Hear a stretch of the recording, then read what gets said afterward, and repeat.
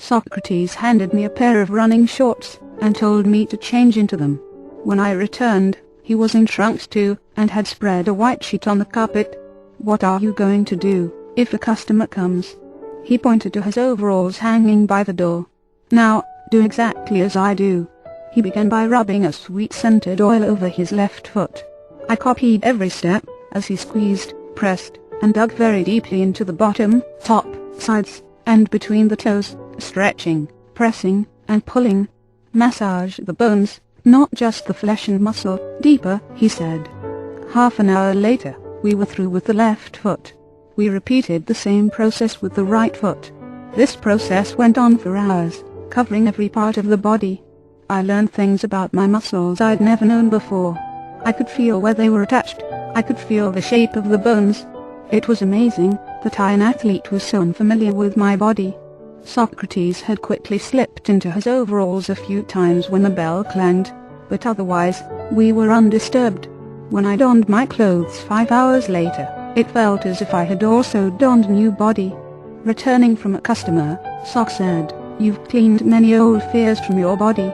Take the time to repeat this process at least once a week for the next 6 months. Pay attention to your legs. Work on the site of your injury every day for 2 weeks. More homework," I thought. The scab began to grow light. I yawned. Time to go home.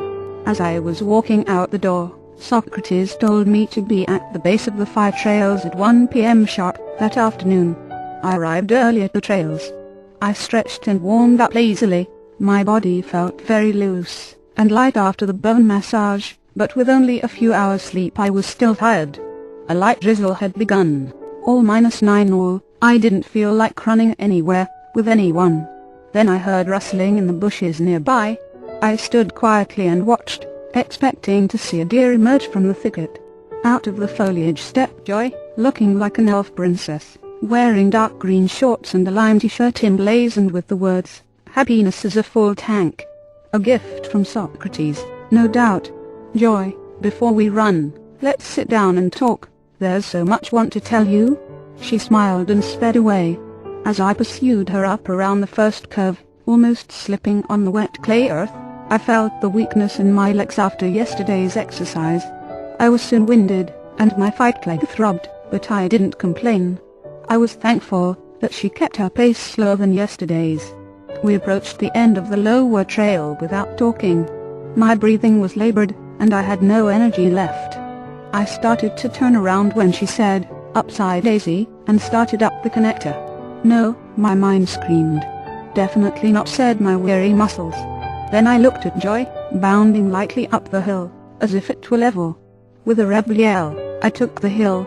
I looked like a drunken gorilla, hunched over, grunting, panting, blindly clambering up, 2 steps forward, sliding 1 step back. At the top, it leveled off. Joy was standing there, smelling the wet pine needles, looking as peaceful and content as Bambi. My lungs were begging for more air. "I have an idea," I panted. "Let's walk the rest of the way." "No, let's crawl. It gives us more time to talk." "How does that sound?" "Pretty good." "Let's go," she said merrily. My chagrin turned to anger. I'd run her to the ends of the earth. I stepped into a puddle, slipped through the mud, and ran into a small tree branch, nearly knocking myself over the side of the hill. "God damn it, shit son of a bitch." My words emerged a hoarse whisper. I had no energy left to talk. I struggled over a small hill that seemed like the Colorado Rockies and saw Joy squatting, playing with some wild rabbits as they hopped across the trail. When I stumbled up to her, the rabbits leaped into the bushes. Joy looked up at me, smiling, and said, "Oh, there you are." By some heroic effort, I leaned forward, and managed to accelerate past her, but she just shot ahead and disappeared again. We had climbed 1,100 feet. I was now high above the bay, and could see the university below me. I was, however, in no condition or state of mind to appreciate the view. I felt very close to passing out. I had a vision of me buried on the hill, under the wet earth, with a marker. "Here lies Dan. Nice guy, good try." The rain had increased, but I ran on, as if in a trance, leaning forward, stumbling, pulling one leg forward after the other. My shoes felt like iron boots. Then I rounded a corner and saw a final hill that looked nearly vertical. Again my mind refused. My body stopped, but up there, at the top of the hill, stood Joy, with her hands on her hips, as if challenging me. Somehow I managed to tip forward, and start my legs moving again. I plodded, I pushed, I strained and groaned up the last endless steps until I ran right into her. "Whoa, boy, whoa," she laughed. "You're finished, all done." Between gasps, as I leaned against her, I wheezed, "You can say that again?" We walked back down the hill, giving me welcome time to recover and talk. "Joy, it seems like pushing this hard this fast isn't natural. I wasn't properly prepared to run this far. I don't think it's very good for the body." "You're right," she said. "This wasn't a test of your body, but of your spirit, a test to see if you would go on, not just with the hill, but with your training. If you had stopped, it would have been the end. But you passed, Danny, you passed with flying colors." The wind began to blow, and the rain poured, drenching us. Then Joy stopped, and took my head in her hands. Water dripped from our sopping hair, and ran down our cheeks. I reached around her waist, and was drawn into her shining eyes, and we kissed. I was filled with a new energy. I laughed at the way we both looked, like sponges that needed to be wrung out, and said, "I'll race you to the bottom." I took off, and got a good head start. What the hell, I figured. I can roll down these damn trails. She won, of course. Later that afternoon, dry and warm, I stretched lazily in the gym with Sid, Gary, Scott, and Herb. The warmth of the gym was a pleasurable shelter from the pounding rain outside. In spite of my grueling run, I still had a reserve of energy. But by the time I stepped into the office that evening and took off my shoes, the reservoir had evaporated. I wanted to flop my aching body down on the couch and take a nap for 10 or 12 hours. Resisting the urge, settled as gracefully as I could manage and faced Socrates. I was amused to see that he'd rearranged the decor.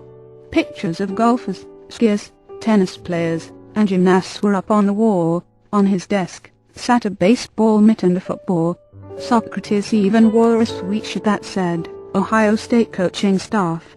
It seemed that we'd entered the sports phase of my training. While Sock made us some of his special wake-up tea he called Thundering Darnation, I told him about my gymnastics progress. He listened, nodding with clear approval, and his following words intrigued me. "Gymnastics can be even more than you've yet comprehended. To help you understand this, you need to see precisely why you enjoy your acrobatic art. Can you explain, Thar?" He reached into his desk and took out 3 lethal-looking daggers.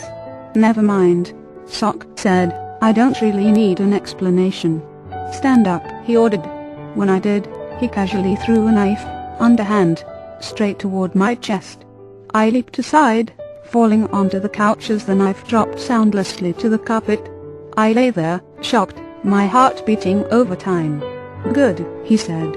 "You overreacted a bit, but good. Now stand up and catch the next one." Just then, the kettle started whistling, a reprieve. "Well," said, rubbing my sweaty palms together, "tea time." "It will keep," he said. "Watch me closely."